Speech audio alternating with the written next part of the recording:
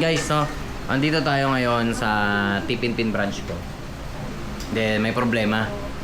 Problema namin is yung exhaust namin na isang buwan pa lang or wala pa ata, hindi na gumagana. So papakita ko sa inyo. Ayan, kita nyo. So may power siya, off natin na. Kita nyo ba? Kita naman, di ba? So may power. Ayan o, may ilaw, nag-on. Todo natin.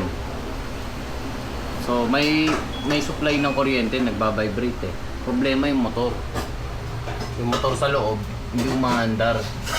So tinawagan ko na yung gagawa para ma-check kung anong problema. May problema ba sa wiring ng etong hood papunta sa motor mismo, or yung motor mismo may problema. Papacheck natin. So kung nagne-negosyo kayo, dapat ready kayo sa mga ganitong problema, which is normal yan. Normal na nangyayari to sa mga nagne-negosyo na nagkakaroon talaga ng mga problema. Hindi lang sa mga tao nyo, di ba? Sa supply, sa mga gamit. Normal yan. So kung magbi-business kayo, make sure na ready kayo sa mga ganitong situation. Huwag kayong ma-stress out. Kumbaga, always focus sa solution kung ano ba dapat gawin. No, so ngayon nag-iisip kami, what if tomorrow, paano gagawin namin. So, yun lang. So, hopefully, maayos to within the day.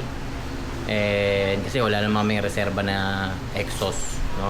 Plus, yung lutuan namin is high pressure, nagwo-walk kami dito.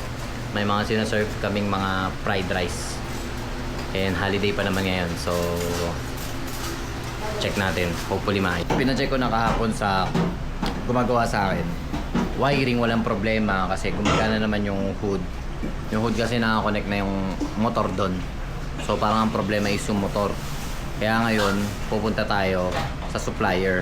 Then papakita ko din sa inyo kung saan ba at kung magkano yung mga ano ba pwede mga bilhin doon na mga kitchen equipments na good for mga nag-i-start mag-food business, mga murang kitchen equipment. Marami doon. So, tara. Ayun, so disclaimer lang, honestly,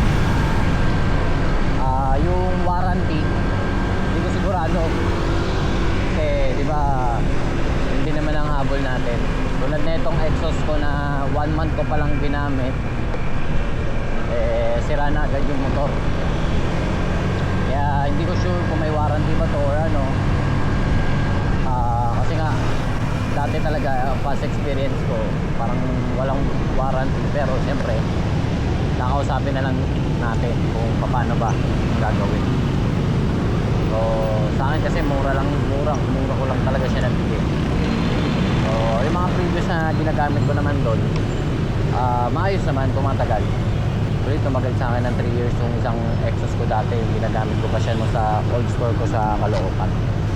Kasi ito nga ko naman ano na ganito. So tignan na lang natin syempre sa pag-uusap naman yan kung paano gagawin, di ba? Kaya maganda naman is yung long term pa rin, di ba, na between business owner and customer. So sa ngayon ako yung customer ng business nila. So syempre ako tuloy-tuloy ako kuha sa kanila. So titingnan natin kung ano yung may offer nila. Pagka may ganitong bagay, huwag niyong aawayin yung mga supplier niyo. Kumbaga, kasi kumbaga, yung relationship, di ba? Anytime, pwede mong ano in case na may kailanganin to or na may kasabihan nga ng don't burn bridges, di ba? Kasi di mo masabi na someday baka itong tao yung makatulong sa'yo. So, nasa pag-uusap naman yan, nadadaan sa maayos na usapan. Titignan na lang natin kung paano ang gagawin, diba? Ano lang naman yun. Kaya para din yun, tips na din yun para sa mga magne-negosyo. Doon na naman, always focus tayo sa solution. Pag nagka-problema, normal yan. Dahil walang negosyo na walang problema. Big or small, nagkakaroon ng mga problema. So ayun, nandito na tayo sa kakalampasan tayo Arpapa. Ano na to? Second half ata. Second Avenue, kanan lang tayo. Okay. Then kaliwa tayo ng MH Del Pilar. Or actually pwede sa third up. So, third up tong isa eh. So it's either second up or third up. From Rizal up, pag galing Divisoria kanan. Tama? Pag galing Monumento, pag galing naman ng Monumento, kakaliwa kayo ng third up. So pwede yung third up pala. So mali ako na ano eh. Ito yung third up eh. Ayan. So dito na tayo. Ito sa kaliwa eh no. May mga nakalagay naman na stainless. Ayan. Kausapin na natin. Andito na tayo sa, yun nga, sa MH Del Pilar, Caloocan. So nakikita nyo, ayan no. Daming mga kitchen equipments. Dito muna tayo sa mga lutuan.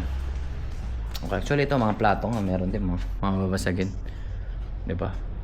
So, nagtanong ako, pwede mag-video, pwede naman daw. Ayan o. Prep table. Mga prep table. Ito, lababo. Ayan, lababo. Single wok. Meron din sila mismong wok. Ay, hindi ito single. Tatluhan to. Diba? May mga maliliit na wok. Ito yung single. Diba? So, ang dami. Ito, pang restaurant to. May gripo. Malaki. Ano pa pwede? Diba? So, madaming equipments dito. Single wok. Ito, dalawa. Meron din sila pang slicer.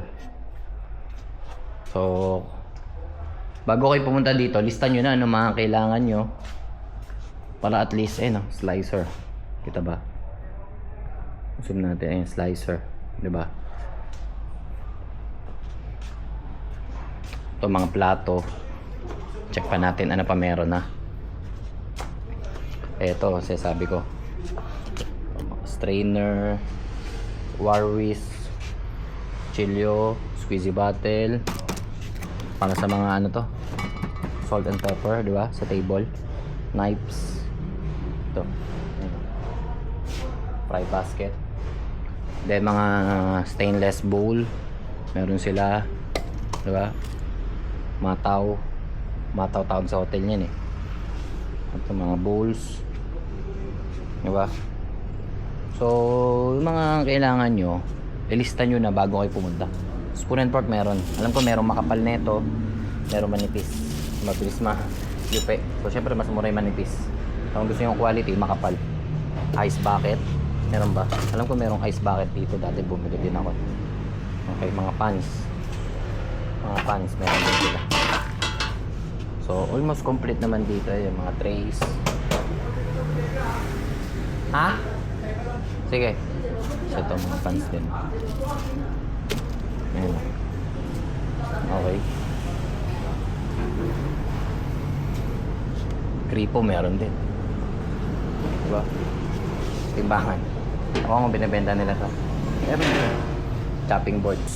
Lahat ng kailangan nyo lalo na pang mga Chinese cuisine, meron dito. Diba? So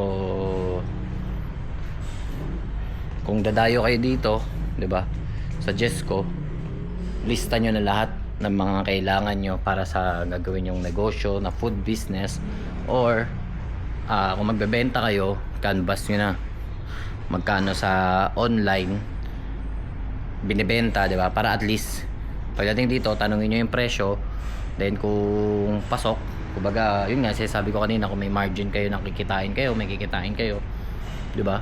So why not? Maganda ding gawing negosyo to, di ba? Buy and sell. So, pwede to pang negosyo, pwede pang gamit sa kusina. Then regarding sa, yun, nakausap ko na din regarding sa warranty. Check natin, papalitan daw ng motor. So, yun ang kagandahan. No? So, sabi ko nga kanina, nasa pag-uusap yan, kumbaga, kung paano. So, ako kasi, suki naman na ako dito. Lagi akong bumibili ng mga kailangan ko para sa business ko, kitchen ko. So kilala na nila ako. Then yun, syempre di naman din ako babalik dito na, for example, kung libreng motor, di ba? So nasira talaga eh. So kaya bumalik ako. Then sabi nila, papalitan na lang daw ng motor. So yun, hopefully nakatulong tong content ko para sa mga future business owners, mga gusto magnegosyo, gusto mag-buy and sell, and subscribes and follow for more. So kita-kits tayo sa susunod na content. Espesyal warranty natin na motor sa blower. So sabi ko naman, diba, nasa pag-uusap yan, depende. So bago kayo bumili ng mga katulad niya, mga electronic, may mga motor, sa mga prep table, matitibay naman to. Wag lang talagang tatalon-talunan, di ba? So eto, yun nga, after 1 month hindi na umandar, pinalitan nila. So tanong nyo na lang dito pagka bumili kayo ng mga equipments regarding sa warranty kung paano. Then siguro kunin nyo na lang yung contact number nila dito para at least, di ba, secured din kayo sa mga gamit nyo paano.